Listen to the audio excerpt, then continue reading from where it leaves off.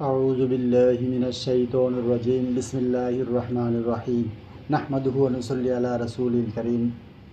সম্মানিত শ্রোতাবিন্দু, আমি এখন কথা বলবো আমরা কি কারণে যাহা চাই তাহা পাই না। বর্তমান প্রেক্ষাপটে সমস্ত মানুষ শান্তি চায়। যে অবস্থানে আছেন, ব্যবসায়ী তার অবস্থান থেকে শান্তি চায়, কিন্তু বর্তমান প্রেক্ষাপটে দেখা গেছে বাংলাদেশে সমস্ত জায়গাতে চাঁদাবাজি। আপনি বাড়ি করতে যান, সেখানে কয়েক গ্রুপ সেখানে চাঁদা খায়, চাঁদা নিতে আসে। একটা মার্কেটে কয়েক গ্রুপে চাঁদা নেয়, সিএনজি স্টেশনে চাঁদা, টেম্পু স্টেশনে চাঁদা, বাস স্টেশনে চাঁদা, মাছ বাজারে যান এখানে চাঁদা। আপনি সমস্ত জায়গাতে চাঁদা দিতে হয়। চাঁদাবাজরা আসি বিভিন্ন রকম মানুষের উপরে আক্রমণ করে।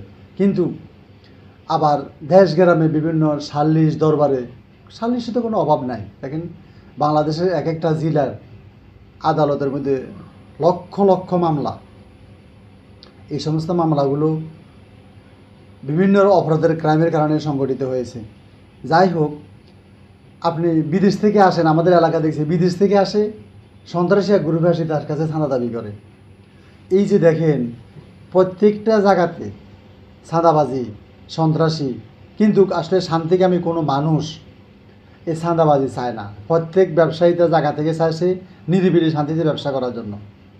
যে কোনো ব্যবসায়ী বলে, একজন রাস্তার কন্ডাক্টর, তার লাখ লাখ টাকা চাঁদা দিতে হয় ঘাটে ঘাটে বিভিন্নভাবে। কিন্তু এই ধরনের চাঁদাবাজির জন্য দেখেন আসলে সমস্যাটা কোন জায়গা আমাদের।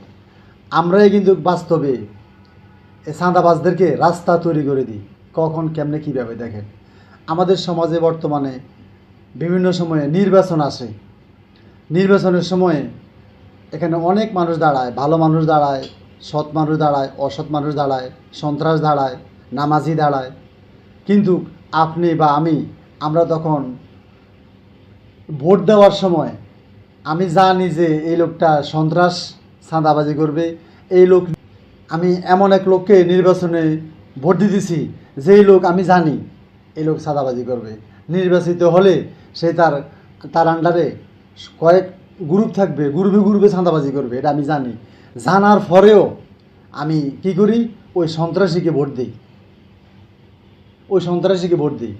আচ্ছা দেখেন, এখন এই আপনার এক ভোটের কারণে, আমাদের ভোটের কারণে সন্ত্রাসী নির্বাচনে জয়ী হওয়ার পরে সে এলাকায় ত্রাস সৃষ্টি করে, জনগণের উপর টর্চার করে। তাহলে সুযোগটা কে দিয়েছি? আমি আর আপনি, আমরাই দিয়েছি সুযোগ করি। আবার কিছু কিছু মানুষ আছে, এই একটা নির্বাচনের সময় একটা মূল্যবান ভোট 500, 300, 200, 1000 টাকা দিয়ে বিক্রি হয়ে যায়, বিক্রি করে দেয় তার এই মূল্যবান একটা ভোট।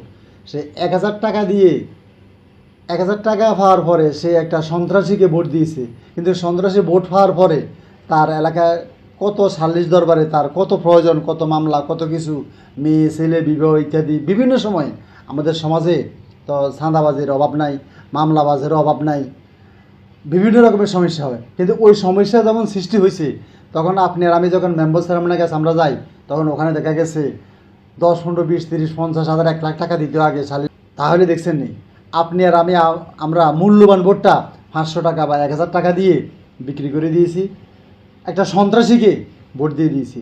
আর ওই যে আমি 1000 টাকা খেয়েছি, ওই 1000 টাকার মাসুল এখন বিচারের সময় আসে আপনি 50,000, 30,000, 1 লাখ টাকার নিচে আপনি আর তাকে দিতে পারবেন না। কারণ তার মনে আছে আপনি যে টাকা খাই তাকে ভোট দিয়েছেন। তাহলে আসুন, আমরা আমাদের এই নির্বাচনের সময় আসলে আমরা ভুলটা আমরা নিজেরাই করি, নিজের ভুল নিজে করি, নিজেই সমাজের বিপদ নিজে ডেকে নিয়ে আসি। নিজের ভোটের কারণে, নিজের ফয়সালার কারণে, নিজের কর্মের কারণে একজন সন্ত্রাসী নির্বাচিত হয়। আসুন, আমরা আমাদের সঠিক সময়ে সঠিক সিদ্ধান্ত যদি আমরা না নিতে পারি, তাহলে এর ভোগান্তি আপনিও ভাবেন, আমি ভাবো, জনগণ ভাবে, সমাজ ভাবে, রাষ্ট্র ভাবে।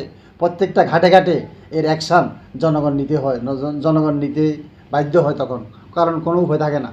এই জন্য নির্বাচনের সময় আসলে আপনি সঠিক, সৎ, আদর্শ, ন্যায় নীতিবান ব্যক্তিকে ভোট দেওয়া, এটা আপনার ইমানি দায়িত্ব, আপনার ইমানি দায়িত্ব। আসুন আমরা নির্বাচনের সময় একজন আদর্শ, সৎ, নামাজি ব্যক্তিকে ভোট দিয়ে জয়যুক্ত করব এবং আমাদের সমাজে শান্তি কায়েম করার জন্য আমরা চেষ্টা করব। এমন একজন লোককে নির্বাচিত করব যেই লোক ঘুষ খাবে না, চাঁদা খাবে না, তার আন্ডারে কোনো সন্ত্রাসী চাঁদাবাজি দল থাকবে না, সন্ত্রাসী গ্রুপ থাকবে না, চাঁদাবাজি গ্রুপ থাকবে না, ইত্যাদি কোনো রকমের অন ইসলামিক কার্যকলাপ তার ভিতরে থাকবে না। আল্লাহ রাব্বুল আলামিন আমাদেরকে তৌফিক দান করুন, আমরা যেন সঠিকভাবে সঠিক সময়ে সঠিক কাজ করতে পারি, সঠিক সিদ্ধান্ত নিতে পারি এবং চাঁদাবাজ থেকে সমাজ থেকে বহির্ভূত করে সৎ আদর্শ ন্যায় নীতিবান লোকদের হাতে আমরা সমাজের নেতৃত্ব তুলে দিতে পারি। এই তৌফিক আল্লাহ রাব্বুল আলামিন আপনাদের আমাদের সবাইকে, বাংলাদেশের সকল মানুষদেরকে যেন দান করে। আমিন। আসসালামু আলাইকুম ওয়া রাহমাতুল্লাহি ওয়া বারাকাতুহু।